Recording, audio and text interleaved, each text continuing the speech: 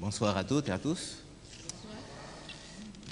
Je suis vraiment désolé de ce retard. Je viens de connaître une très forte émotion. En effet, la bretelle de sortie qui me permet d'arriver ici, à partir de l'autoroute, eh bien, elle était fermée ce soir, comme par hasard, barrée, déviation. Et là, ça a été un peu la débâcle, avec quand on ne connaît pas. Donc, on a tourné un petit peu. Mais enfin, bon, grâce à Dieu, on a dit au Seigneur, il faut que tu fasses quelque chose, quoi. Il a fait quelque chose, et puis j'ai reconnu la petite descente, là, et tourné à gauche. Et ça s'est finalement bien passé, puisque je suis là. Excusez-moi encore de ce retard, mais ça aurait pu être plus grave. Il ne faut jamais être sûr de soi. Dès lors que je savais venir, et que j'ai laissé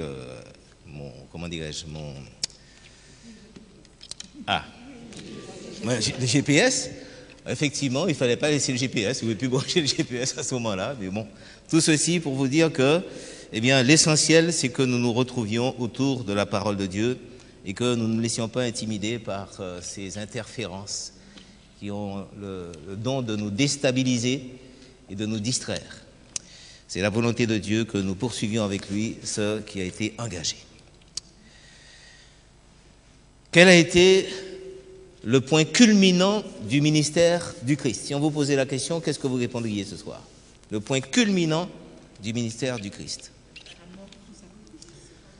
Sa mort sur la croix, incontestablement. Mais, selon l'apôtre Paul, rappelez-vous, que serait la mort de Jésus sur la croix s'il n'avait quoi fait après? Ressuscité. Donc, sans la résurrection, la mort de Christ aurait été vaine. On se réfère à 1 Corinthiens 15 pour cela. Mais effectivement, je vous invite à lire d'ailleurs chez vous ce 15e chapitre d'un Corinthiens qui ne peut qu'affermir, que fortifier dans la foi et nous permettre de constater que notre foi a de la signification dans la mesure où nous croyons pleinement à cette résurrection du Christ et à son intercession dans le ciel aujourd'hui. Eh bien, effectivement, la résurrection est devenue, pour les apôtres, on pourrait dire véritablement le principal, leur témoignage s'est concentré particulièrement sur la résurrection. Je vous ai cité Paul, si Christ n'est pas ressuscité, notre prédication est donc vaine, et votre foi aussi est vaine, Corinthiens 15, 14. L'apôtre Pierre va renchérir dans Acte 2 en disant « C'est ce Jésus que Dieu a ressuscité, nous en sommes tous témoins. » Donc le témoignage des apôtres s'est vraiment concentré en quelque sorte sur la résurrection du Christ. Le fait que celui que vous aviez mis à mort, en fait, il est ressuscité. Donc vous avez totalement échoué dans votre tentative d'annihiler son ministère et son influence. Il est ressuscité. Quel a été le premier témoin de la résurrection du Christ? Nous pourrions tout de suite penser, parce que c'est un privilège que d'être le premier témoin de la résurrection du Christ. Bien, nous pourrions très bien, effectivement, nous risquons de nous tromper ce soir. Nous pourrions penser automatiquement bien à un des 12, c'est sûr, un des 12 apôtres. Et cependant, nous allons être étonnés en prenant le texte, enfin du moins en prenant l'évangile de Marc au chapitre 16, je demanderai à quelqu'un de bien vouloir lire, le verset 9.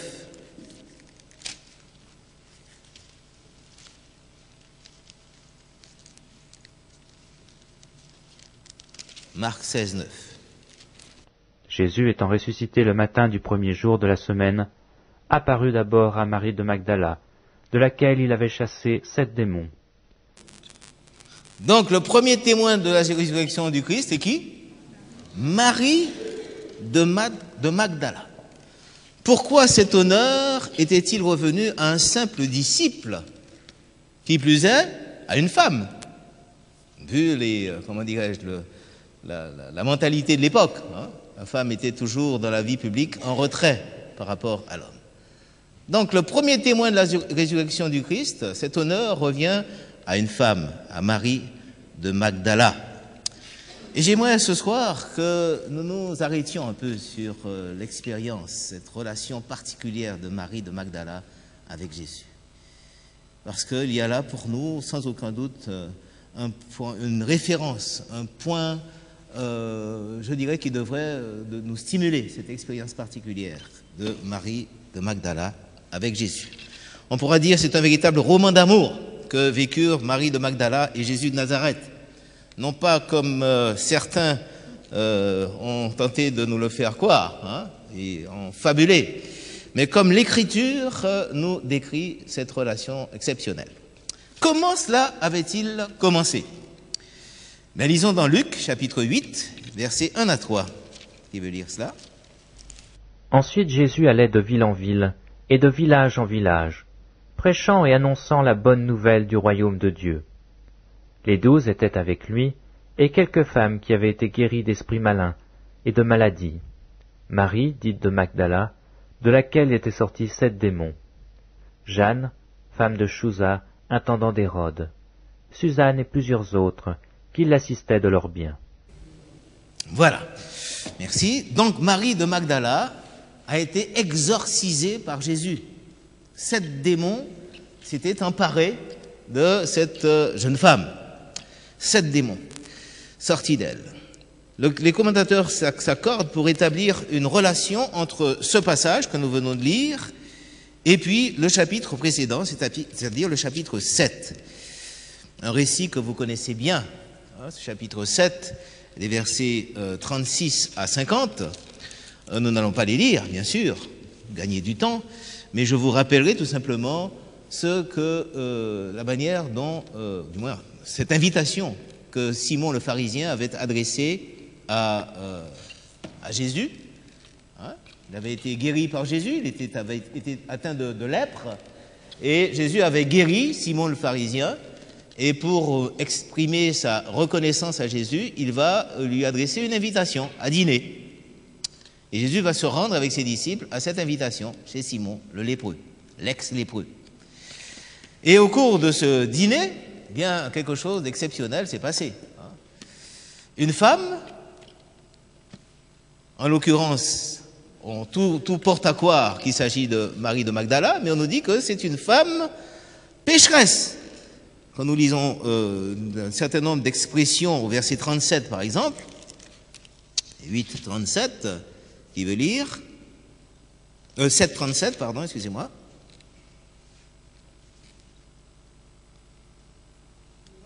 Donc Luc, comment dirais-je, rédige, enfin du moins dans sa rédaction, il nous dit, il constate quoi? Et voici une femme pécheresse qui se trouvait dans la ville, ayant su qu'il était à table dans la maison du pharisien, apporta un vase d'albâtre plein de parfums. Bien, donc une femme pécheresse. Simon lui-même, quand il s'aperçoit que Jésus se laisse faire par cette femme pécheresse qui vient à ses pieds, qui pleure, et qui essuie ses pieds avec ses cheveux et qui brise un vase de grand prix, un vase de parfum, eh bien, on constate là que Simon va faire cette réflexion que nous lisons au verset 39. Le pharisien qui l'avait invité, voyant cela, dit en lui-même, « Si cet homme était prophète, il connaîtrait qui et de quelle espèce est la femme qui le touche.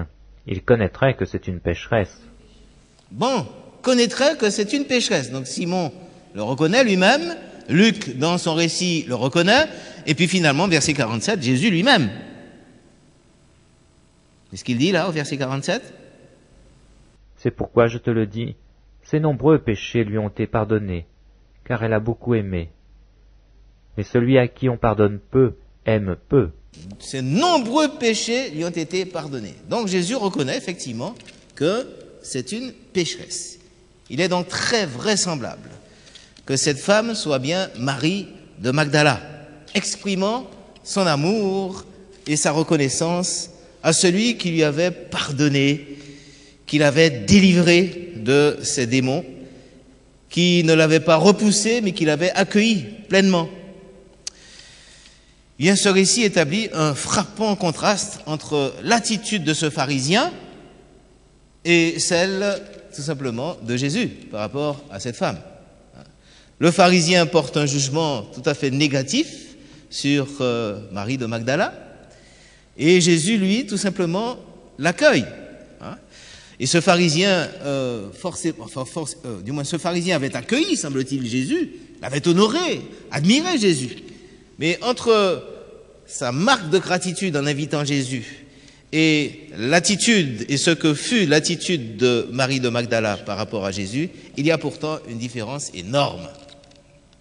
Jésus le lui fait remarquer d'ailleurs, si vous lisez le récit. Jésus lui dit, eh bien, quand je suis arrivé, tu ne m'as pas donné d'eau pour me laver les pieds, et elle, eh bien, elle les lave de ses larmes, etc. Donc, Jésus établit une comparaison entre ce pharisien qu'il honorait, qu'il avait honoré, à sa manière, en invitant, tout cela, et puis cette femme qui lui témoignait son amour de cette façon tout à fait particulière. Elle agit d'abord, vous avez constaté, discrètement, c'est ce qu'on nous dit au verset 38. Verset 38, on nous dit qu'elle agit discrètement, c'est bien cela. Elle se tint derrière, aux pieds de Jésus. Vous savez que l'on ne mangeait pas à table à cette époque-là. Il n'y avait pas de table.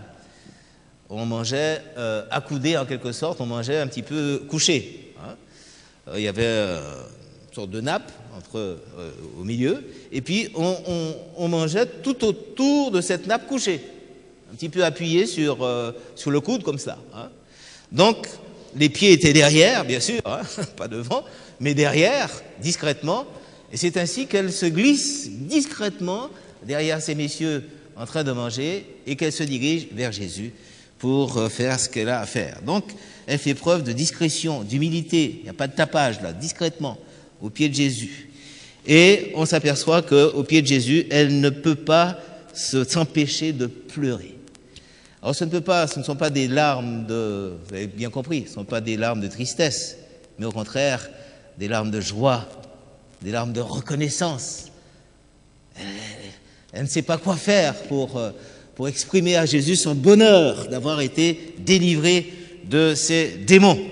Et elle pleure de joie.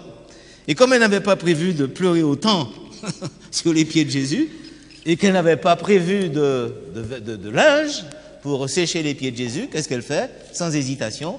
C'est vraiment touchant. Je ne sais pas si on s'imagine la scène. Eh bien, elle prend ses cheveux, longs cheveux, et puis, bon, elle lui essuie les pieds avec les cheveux. On ne peut pas faire plus, je dirais, pour montrer combien cette femme s'anéantissait complètement aux pieds de Jésus. Elle n'était plus rien, en quelque sorte. Ses cheveux servaient de linge pour essuyer les pieds de Jésus, et puis son corps même, puisqu'elle était aux pieds de Jésus, servait pratiquement de couverture à Jésus, si on peut ainsi dire. Son corps, donc, était là, tapis aux pieds de Jésus. Ses cheveux servaient de linge, comme je le dis, ses larmes servaient d'eau. Donc cette femme véritablement donne à Jésus tout ce qu'elle est physiquement, mentalement, affectivement. Elle s'anéantit en quelque sorte aux pieds de Jésus pour lui exprimer toute sa gratitude, toute sa reconnaissance, tout son amour. Verset 45 nous le dit d'ailleurs, elle ne cesse de baiser les pieds de Jésus. C'est bien ce que nous lisons. Tu ne m'as point donné de baiser, mais elle, depuis que je suis entré, elle n'a point cessé d'embrasser ni mon visage, ni mes mains, mais mes pieds. Ces pieds qui s'étaient dirigés vers elle, à Magdala, et qui l'avaient délivrée des démons qui l'inhibaient et des démons qui finalement la détruisaient. Ce vase plein de parfums, parfums de grand prix, eh bien, n'avait de valeur pour Marie de Magdala que dans la mesure où ce parfum était répandu sur les pieds de Jésus. Alors que tous ces messieurs-là, se manifestaient leur mécontentement. Comment, quand même, ce parfum aurait pu être conservé pour pouvoir être vendu s'il fallait, s'il y avait un don à faire, il n'avait qu'à le vendre, ce parfum. Et bon, bien, le revenu, on pourrait s'en servir pour venir au secours des pauvres. Oui, peut-être. Mais il n'empêche que ce parfum, pour elle, n'avait de prix que dans la mesure où il était répandu sur les pieds de Jésus. Là, nous sommes là dans, comment dirais-je, dans une hiérarchie des valeurs qui nous surprend. Et c'est pourtant cela. Donc, on constate donc que cette relation, cette expression de l'amour de Jésus, de l'amour, du moins de Marie de Magdala pour Jésus, eh bien, va être en quelque sorte quantifiée par Jésus. Vous constatez ce qu'il dit à Simon, justement, au verset 47, si je ne m'abuse. C'est pourquoi je te le dis, ses nombreux péchés ont été pardonnés, car elle a, pas un peu, beaucoup aimé. Et vous savez qu'il y a deux mots qui définissent l'amour, en tout cas le verbe aimer, en grec au moins. En tous les cas, c'est les deux mots qui reviennent le plus souvent, c'est philéo, c'est-à-dire l'amour au niveau humain, hein, la relation d'amour que l'on peut avoir avec un humain, et puis agapao, qui signifie aimer de l'amour de Dieu. Agapao n'est réservé que pour Dieu, en tout cas dans la Bible. Montrer que cet amour-là, c'est l'amour qui vient de Dieu, c'est-à-dire un amour qui n'a pas de limite, un amour qui n'a rien à voir avec le nôtre, qui est largement teinté d'égoïsme, hein, sans aucun doute. Si tu m'aimes, je t'aime. Hein. Si tu m'aimes pas, je t'aime pas. Ah non, ça n'a rien à voir avec la sensualité non plus, bien sûr. Hein. Donc, agapao, c'est véritablement l'amour que Dieu seul possède. C'est le mot qui est utilisé là pour définir la qualité de l'amour que Marie de Magdala exprime à Jésus. Elle a beaucoup aimé à ce niveau-là.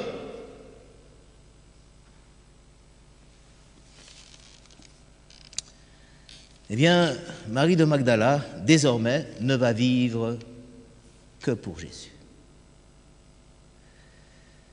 Elle ne va véritablement construire sa vie qu'autour de Jésus. Et vous allez être frappé par quelques-uns des épisodes là, que nous relate la parole de Dieu.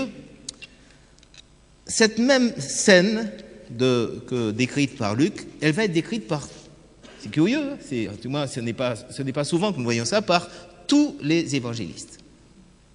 De Matthieu jusqu'à Jean.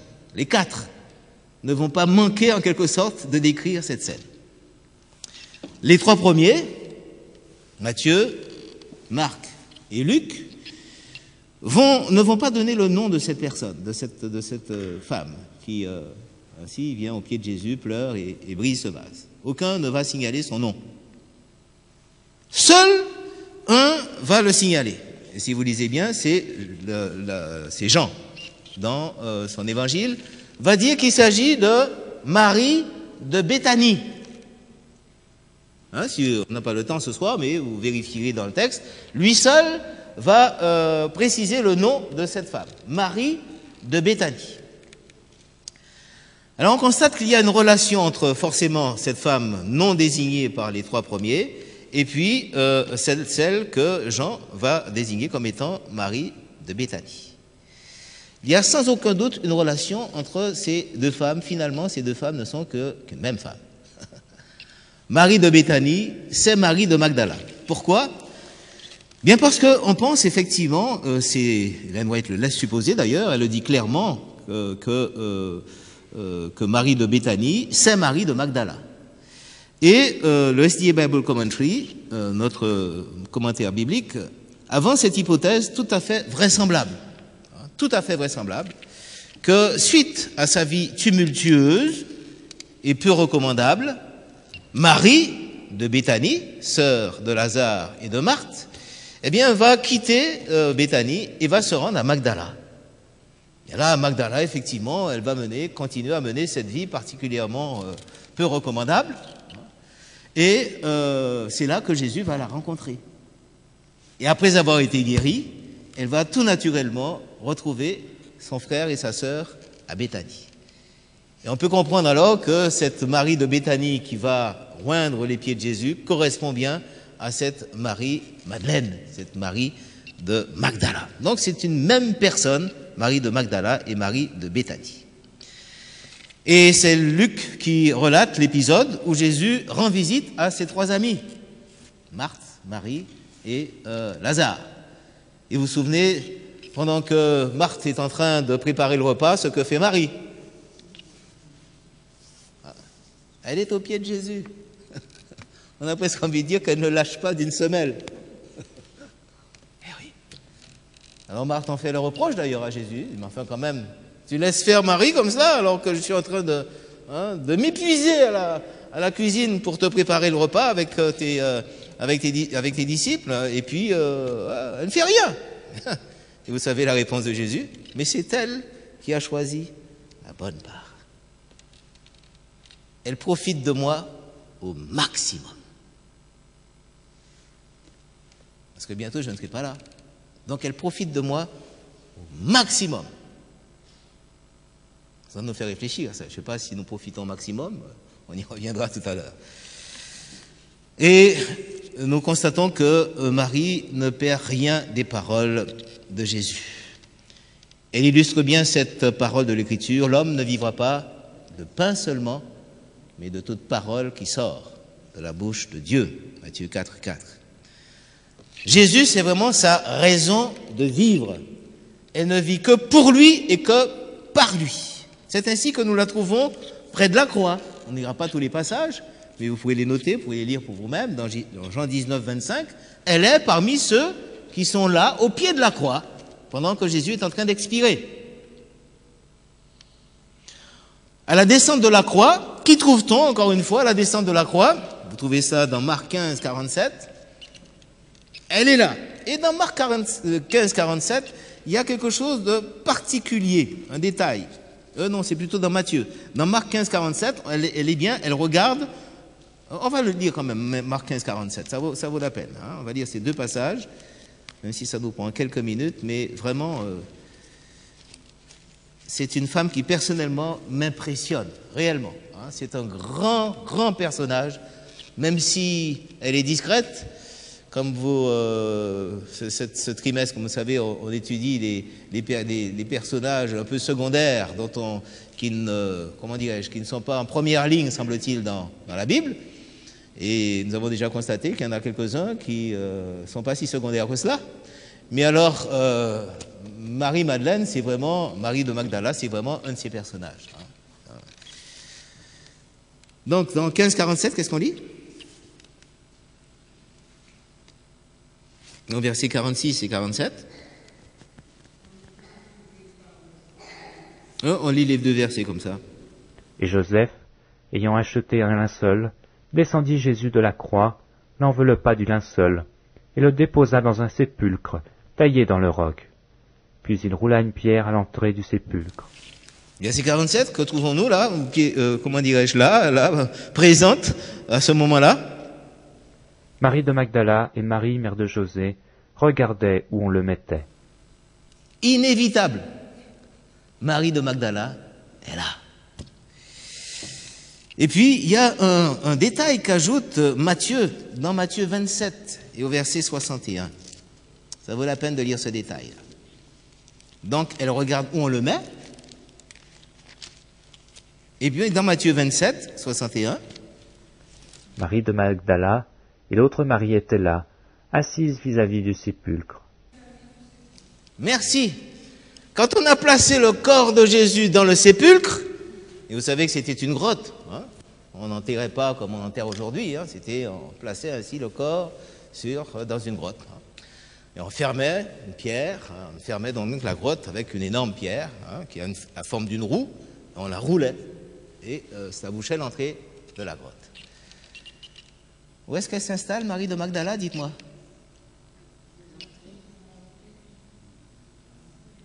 Qu'est-ce qu'elle fait là? Vous pouvez me dire un petit peu, qu'est-ce qu'elle fait là? Non, mais c'est énorme cette affaire-là. Elle s'installe là, à l'entrée de la grotte, avec l'autre Marie. Certainement, elle a été à l'origine de cette idée-là, de s'installer comme chien de garde devant la grotte. Enfin, devant cette grotte, devant ce tombeau. Qu'est-ce qu'elle fait là? Qu'est-ce qu'elle espère? Ça donne à réfléchir, ça. Qu'est-ce qu'elle espère? même mort, elle veille sur Jésus, elle ne le lâche pas, elle ne le quitte pas, mes sœurs et mes frères. C'est pas impressionnant, cela? On peut dire que c'est déraisonnable, quoi. Qu'est-ce qu'elle fait? Qu'est-ce qu'elle espère?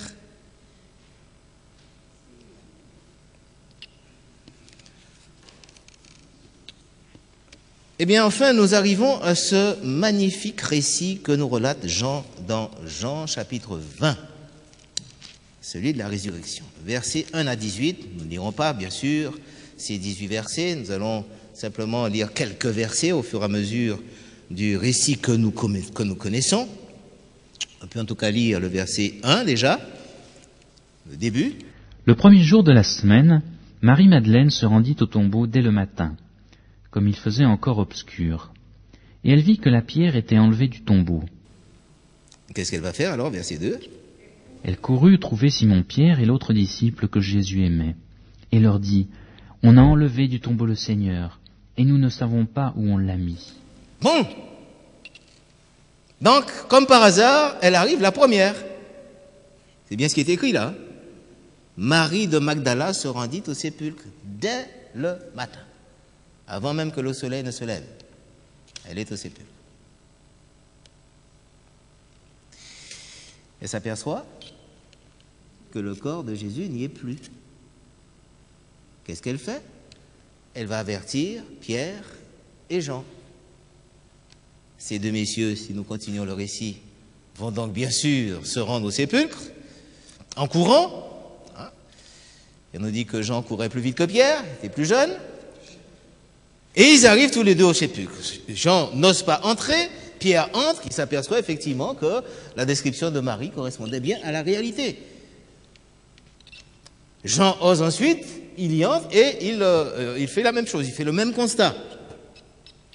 Et que font-ils ensuite? Eh bien, ça va de soi. Au verset 8, oui. Verset 10, pardon, qu'est-ce que nous lisons? Ces deux disciples, qu'est-ce qu'ils font quand ils constatent que Jésus n'est plus là? Et ils retournèrent chez eux. Ça va de soi.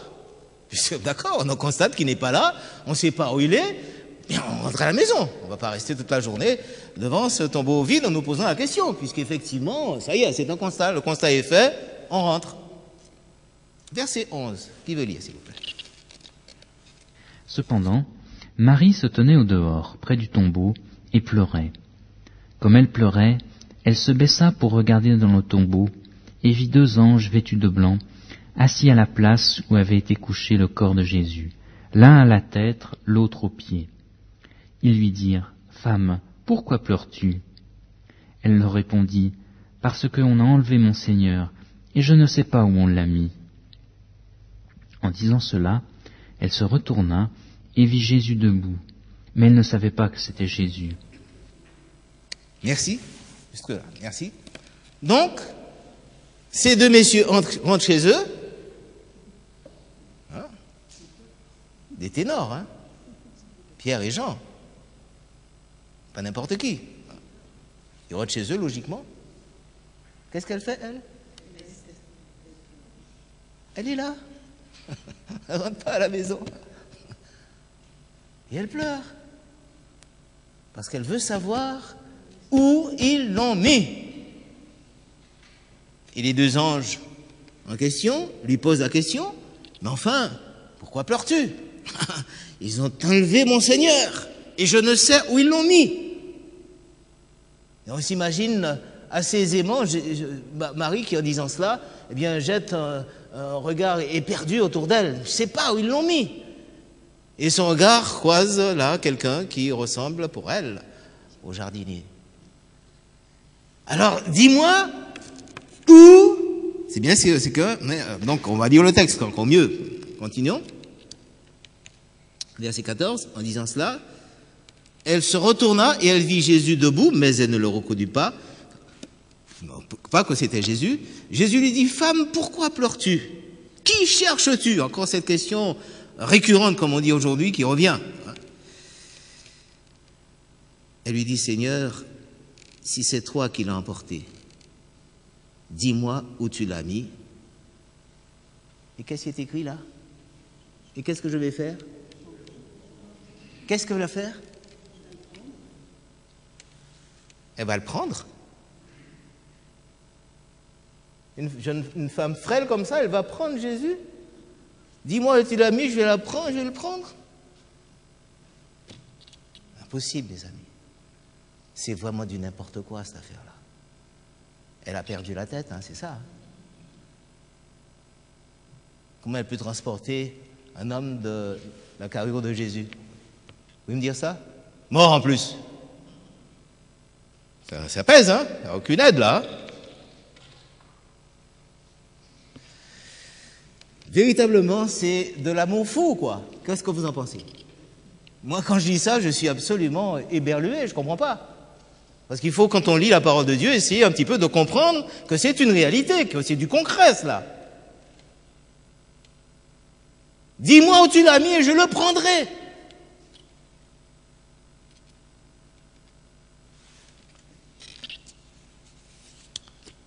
Et alors? Verset 15. Un seul mot est prononcé.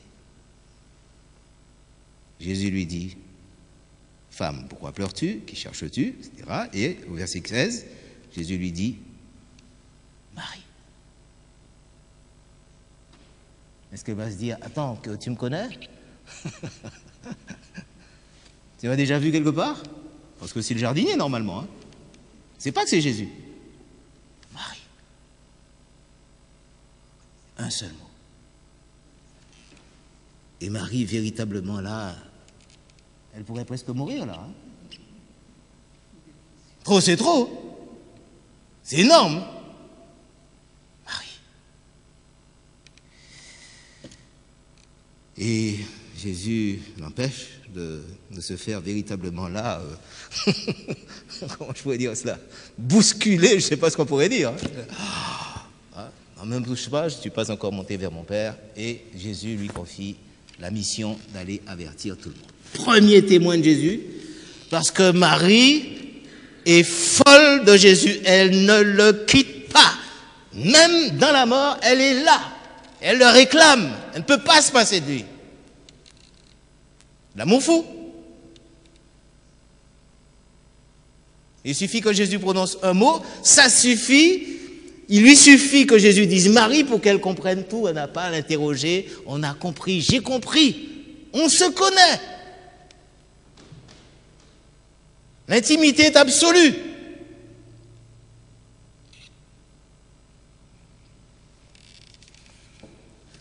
Alors ce soir, avant de prier, nous devons nous interroger. Pourquoi Jésus a-t-il fait de Marie son premier témoin? Qu'en pensez-vous? Pourquoi?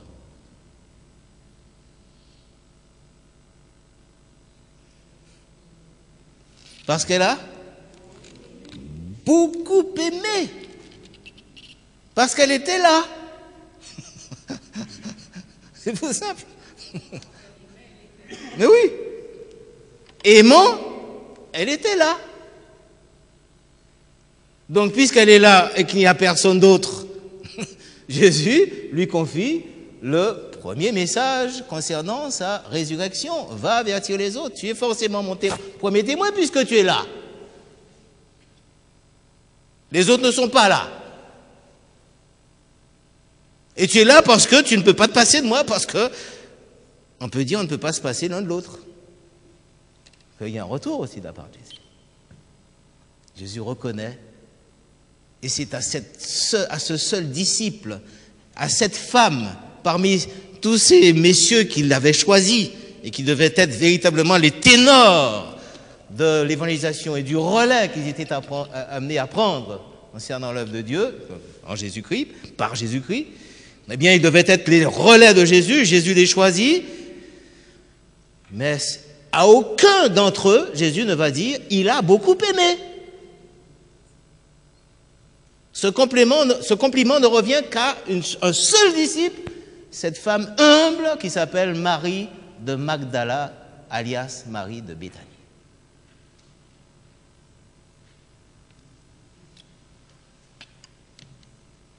Est-ce que vous pouvez imaginer cela? Que cet amour, agapao, l'amour de Dieu, a tellement imprégné Marie de Magdala que Jésus dit qu'elle a beaucoup aimé. Il est presque dépassé lui-même, Jésus, on aurait dit. Hein?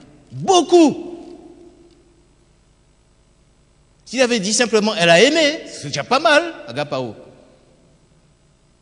Quand Jésus demande à Pierre, après sa résurrection, Pierre, m'aimes-tu? Il dit agapao. Alors, Pierre est devenu beaucoup plus prudent. Et Pierre lui dit, c'est vrai, tu sais que je t'aime, philéo. Vous voyez ça? En français, dans la traduction, ça ne se vérifie pas. Mais dans le texte original, Jésus pose la question agapao, et lui, eh bien, il répond philéo, parce qu'il a appris, après ce qui s'est passé et son reniement, ben, il a appris à être beaucoup plus tempéré, hein, à se méfier de lui-même. Ah non, Seigneur, agapao, ça c'est trop haut pour moi, ça. Pour l'instant, c'est philéo. Et Jésus dit, en parlant de Marie, que elle a aimé agapao, et beaucoup.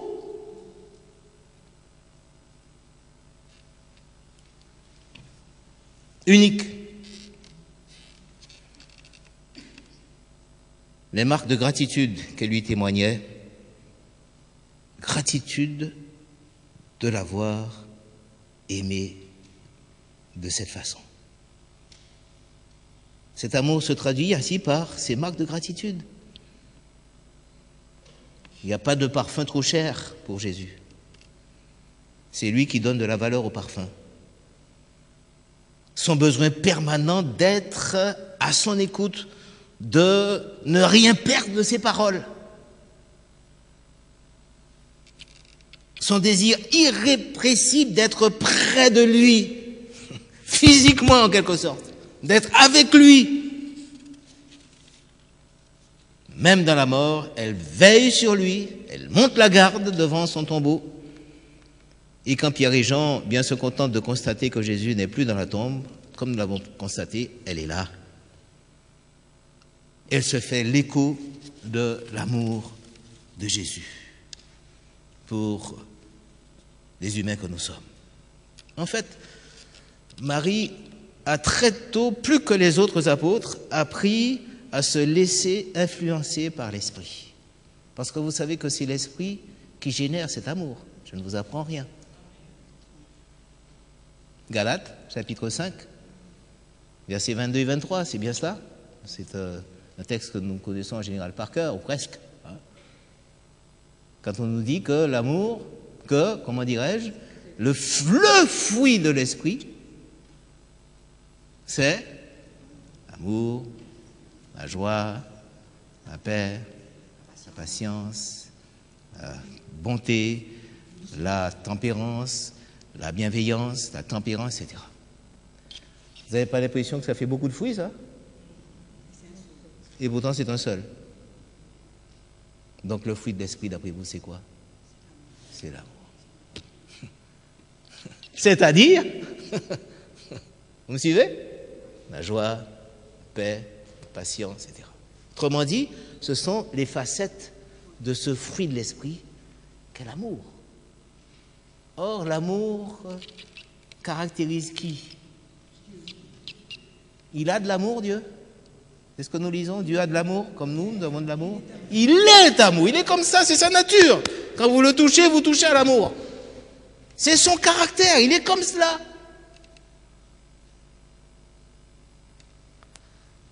Donc, le but de l'esprit, c'est de quoi faire, par conséquent? De former en nous, de développer en nous, de faire en sorte que l'amour de Dieu devienne nôtre, c'est-à-dire le caractère de Dieu devienne nôtre. C'est bien cela, non? Vous vous souvenez, hier soir, votre sœur sourit, que hier soir, nous avons mis l'accent sur un domicile qui correspondait, en tous les cas, qui était celui des 144 000. Il devait se trouver où? Sur la montagne de Sion. Avec qui? Avec l'agneau. Apocalypse 14, versets 1 et suivants, 1 à 5.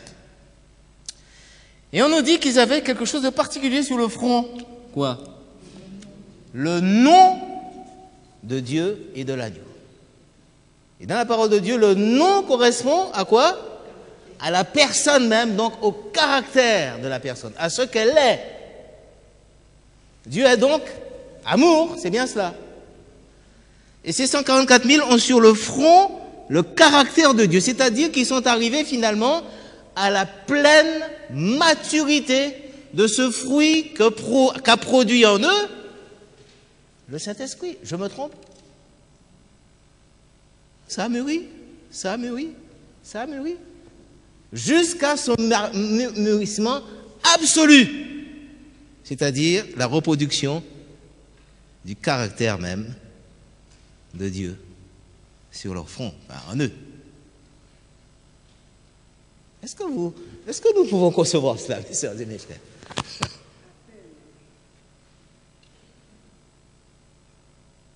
Se placer dans une relation telle, dans une soumission telle par rapport à l'esprit, que l'esprit puisse travailler, permettez-moi l'expression, à l'aise, confortablement,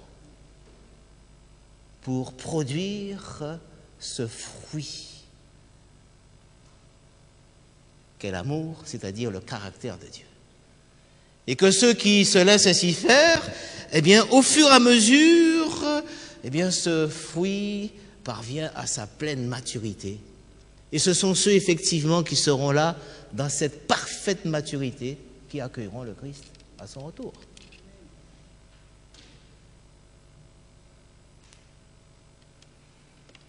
Bon.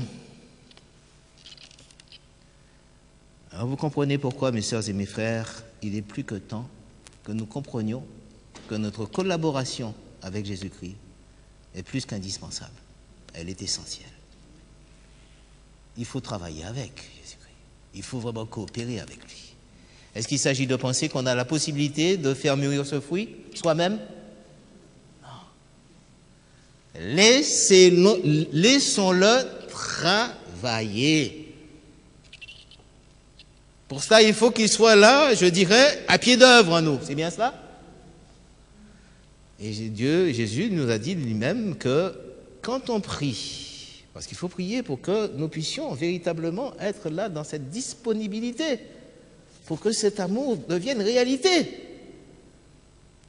Alors il y a un texte là que j'aimerais que nous lisions ensemble, hein, parce que, avant de nous quitter, là, parce que ça me paraît, hein, c'est Marc, chapitre 11.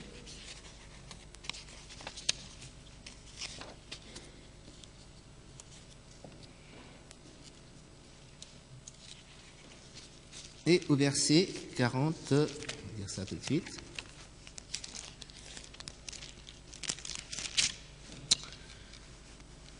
Non, verset 24, pardon. Marc 11, 24, qui veut lire ça? C'est pourquoi je vous dis, tout ce que vous demanderez en priant, croyez que vous l'avez reçu, et vous le verrez s'accomplir. Croyez que vous allez le recevoir?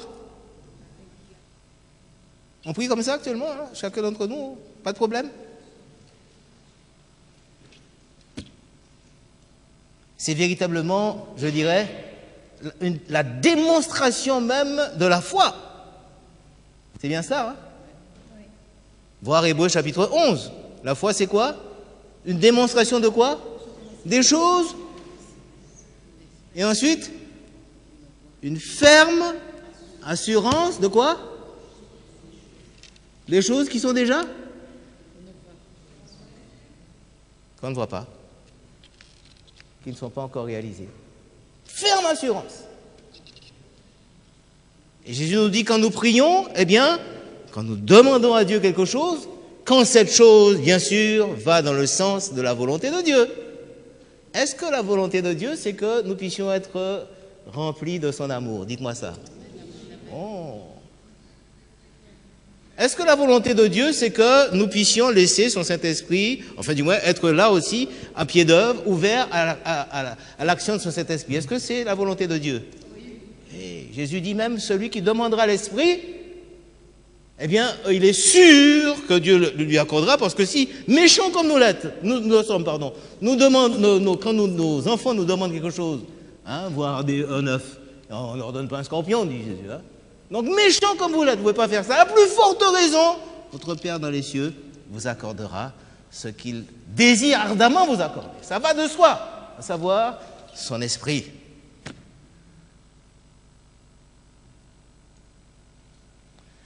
Donc, dès lors que nous demandons à Dieu de nous mettre dans les dispositions qu'il faut pour que nous recevions son amour, que son amour vraiment soit, je dirais, formé en nous, Seigneur. Seigneur, bien, je te l'ai demandé, je ne sais pas, j'espère que tu vas m'exaucer aujourd'hui. C'est comme ça qu'on doit se relever. À la fin de la prière, ben, Seigneur, merci de ce que tu m'as accordé, cette grâce de devenir, d'assimiler ton amour et de devenir, et d'avoir quelque chose de refléter ton caractère. Merci, parce que tu m'as donné cet amour aujourd'hui, en tous les cas, suffisamment, avec la place que j'ai pu t'accorder, suffisamment pour que, au cours de la journée, dès lors que cet amour est en moi, ma relation à l'autre soit totalement différente. C'est ça? Bon? Relation avec mon conjoint, relation avec mes enfants, avec mon frère, ma soeur, avec mes frères et sœurs dans l'église, avec mes voisins, avec mes collègues de travail ou étudiants comme moi. Forcément, puisque j'ai reçu cet amour, vous allez voir que ça va forcément avoir une incidence sur ma relation avec les uns et les autres. Ça va de soi. On est d'accord? Parce que je l'ai reçu. Et au fur et à mesure, eh bien, je serai suffisamment ouvert et disponible pour que Dieu m'accorde encore davantage d'amour. Et que je puisse ainsi répondre à l'ordre que Jésus nous a donné à tous ici. Qu'est-ce qu'il nous dit qu'est-ce qu'il a dit à ses disciples avant de les quitter?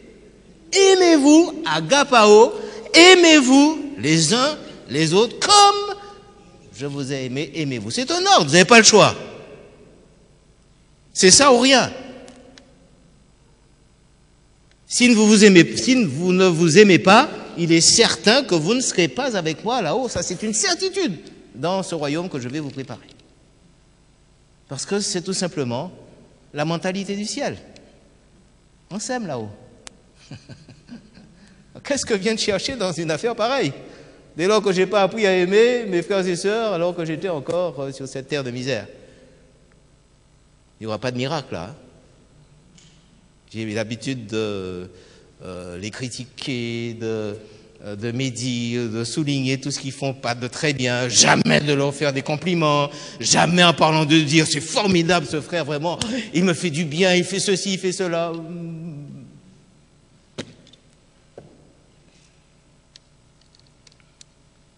Le jour où nous verrons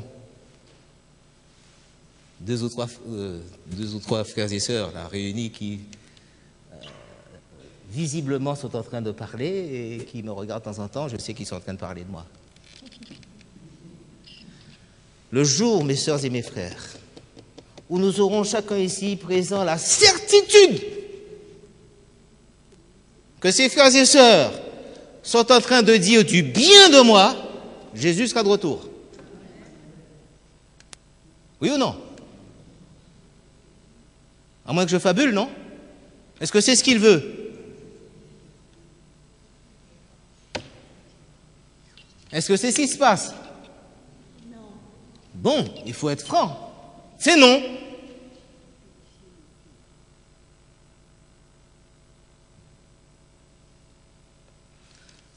Alors pour que ça change, ça dépend de moi. De qui, d'après vous? Ah, ça me fait plaisir. Que j'entends souvent des nous.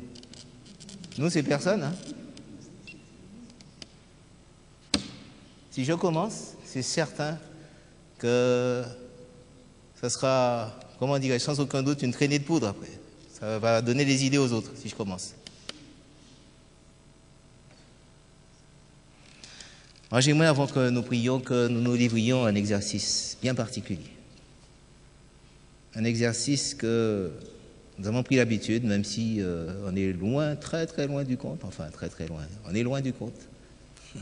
Suzelle et moi, ce qui concerne ce développement d'Agapao, mais nous sommes conscients qu'il faut que les choses évoluent, à notre niveau déjà, à tous les deux. Et chaque matin, lors du culte de famille, eh bien, nous disons, maintenant nous le savons par cœur, 1 Corinthiens 13, pas tout le chapitre, mais les versets qui concernent directement cette description, cette définition de l'amour, d'agapé. Alors ce soir, on va faire un petit exercice. Je vous invite à vous rendre dans ce 13e chapitre de la première épître de Paul aux Corinthiens. 1 Corinthiens chapitre 13.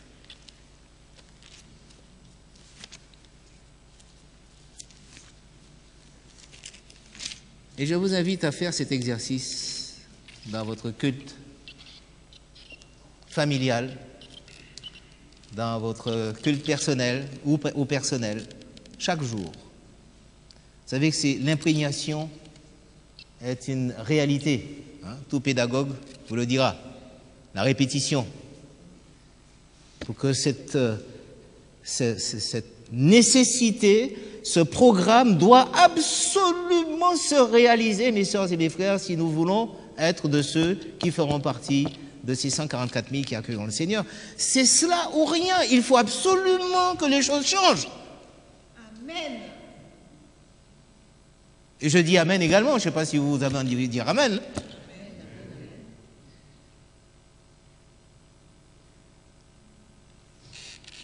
Voici ce que je vous propose, si vous voulez bien.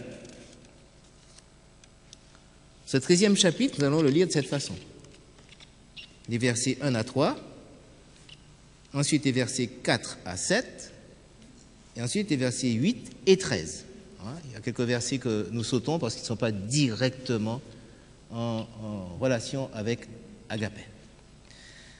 On va demander donc à 3 d'entre nous de lire les 3 premiers versets, c'est-à-dire chacun lit un verset. Verset 1, ensuite un autre va lire verset 2, ensuite un troisième, le verset 3, déjà pour commencer. Vous voulez bien? Qui veut commencer?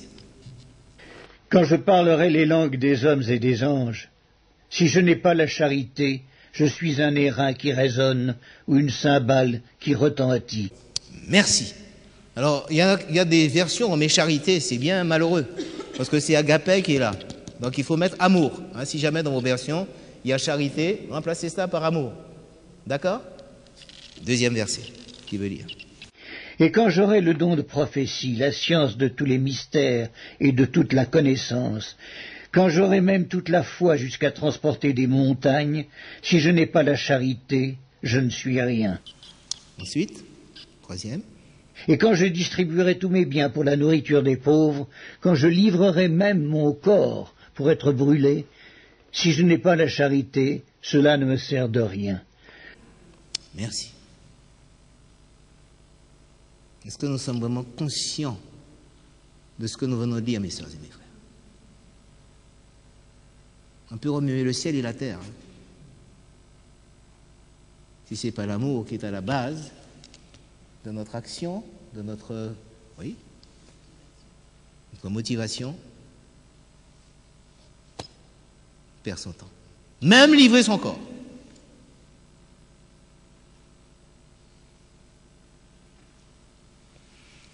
Et maintenant, verset 4, j'aurais aimé que, sans arrêt, en quelque sorte, même si on le dit en même temps, que chacune des caractéristiques de l'amour soit dite par une personne différente. Vous voyez ce que je veux dire? Quelqu'un va dire l'amour est patient, l'autre va dire il est plein de bonté, etc. D'accord? Jusqu'au verset 7, on va faire ça. La charité est patiente, elle est pleine de bonté. La charité n'est point envieuse. La charité ne se vante point, elle ne s'enfle point d'orgueil. Elle ne fait rien de malhonnête, elle ne cherche point son intérêt. Elle ne s'irrite point, elle ne soupçonne point le mal. Elle ne se réjouit point de l'injustice, mais elle se réjouit de la vérité. Elle excuse tout, elle croit tout, elle espère tout, elle supporte tout. À la place d'excuse, vous allez mettre couvrir. C'est le mot aussi original. Il couvre tout. Vous voyez, c'est beaucoup plus percutant que excuse tout. Couvrir tout, c'est véritablement mettre un manteau sur tout ce qui est négatif. Pas pour l'excuser, mais pour que ça ne se voit pas, pour que ça ne se répande pas. Vous voyez, ça, c'est fort, ça. Hein? Il couvre tout. Au lieu d'aller médire et de raconter, au contraire, on va couvrir cela. On ira voir le frère et la sœur, on dira, écoute, ça va pas, je prie avec toi, mais je couvre ça. Personne ne le saura. C'est ça. Couvre tout. C'est plus fort, ça, qu'excuse tout. Et là, plutôt une traduction légère. Excuse tout. Couvre tout. Alors, qui veut lire couvre tout, et ensuite, au fur et à mesure. Vous pouvez commencer peut-être, ma sœur, qui avait commencé tout à l'heure, mais pas tout à la fois. Qu'est-ce qu'il fait? Verset 7. Bien. Elle espère tout. Merci. Voilà donc ce qu'est l'amour. Il est défini là. Je pense qu'on peut se reconnaître chacun en ce qui concerne le négatif. Il faut reconnaître. Ne soupçonne point le mal. Ne s'irrite point.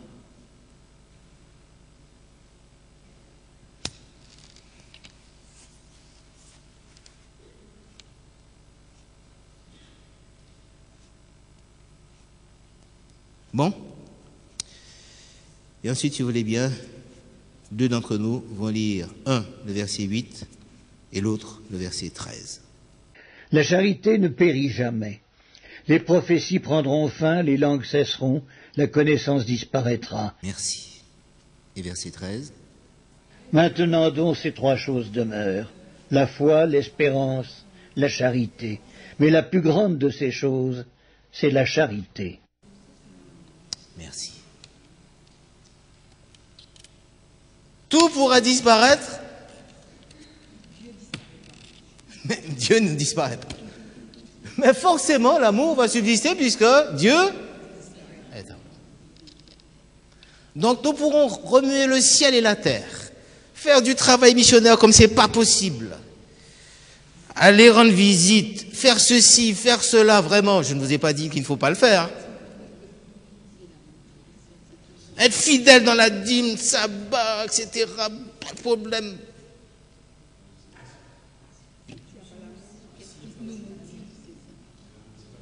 Pardon? Donc on est d'accord? Il n'est pas possible, Dieu ne peut pas prendre en considération quoi que ce soit que nous puissions faire en son nom et pour lui plaire, si ça n'est pas l'expression même d'un acte, d'une attitude d'amour. Donc ça s'apprend, comme tout, puisque nous sommes tordus. Donc ça s'apprend.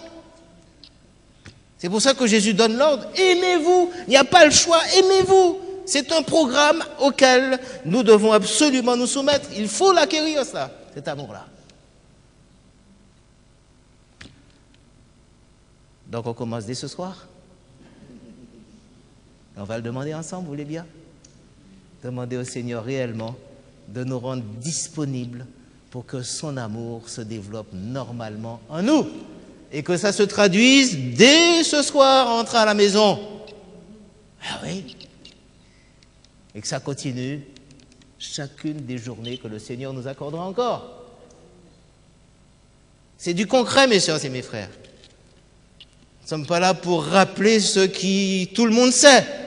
Il ne faut pas savoir simplement se dire que l'on sait ça. Hein, je n'ai rien appris à aucun d'entre nous ce soir. Hein, c'est pas ce que Dieu veut. Pas que nous le sachions, mais que nous le vivions réellement, que nous prenions ça au sérieux dans le concret de la vie. Dans nos relations normales les uns avec les autres. Et vous allez voir ce que vous allez voir. Je tremble en le disant, ce que vous allez voir, ce que vous allez voir. Parce qu'il ne faut pas plaisanter avec Dieu. Hein. Quand on se met en condition, ça décoiffe.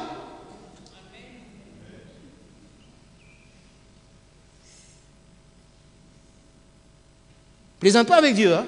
Dieu, c'est Dieu. Quand on se met en condition, alors il nous montre qui il est et ce qu'il est capable d'accomplir avec un petit nombre comme un grand nombre, comme dirait Jonathan, rappelez-vous. Ce n'est pas le nombre qui compte là. Tant mieux s'il y en a beaucoup, mais avec quelques-uns, il incendie cette région d'Évry, cette ville et cette région dont nous sommes responsables. Il incendie notre voisinage, nos familles et l'Église, bien sûr. Qui peut résister à cela, vous pouvez me dire? Qu'il en soit ainsi, que le Seigneur nous permette de faire de ce qu'il exige de nous une réalité dès maintenant. Donc on va se mettre ce soir, non pas 2 par 2, mais 3 par 3. Pour se renforcer davantage. Alors, ça va se passer comme cela. A va prier pour B, B va prier pour C, et C va prier pour A. Je me suis bien fait comprendre? Ne demandons rien d'autre. J'insiste lourdement. Concentrons en quelque sorte, cumulons nos foi respectives pour que nos requêtes montent vers Dieu puissamment. Nous ne demandons rien d'autre. On ne prie pas pour la guérison de sœur un tel ou de frère un tel, rien d'autre ce soir. Seigneur, qu'agapé, que cet amour-là, absolument, tu me l'accordes dès ce soir et que je vive en harmonie avec ce que cet amour exigera de moi dans ma relation à l'autre. On peut prier comme ça, mais avant de commencer, donnons-nous quelques instants pour que nous prions silencieusement, personnellement. Et ensuite, on prie l'un pour l'autre. On ne prie pas pour l'Église non plus, on prie pour l'autre qui a pris cette décision. Pas pour l'Église. On verra ça plus tard. Le Seigneur nous accompagne.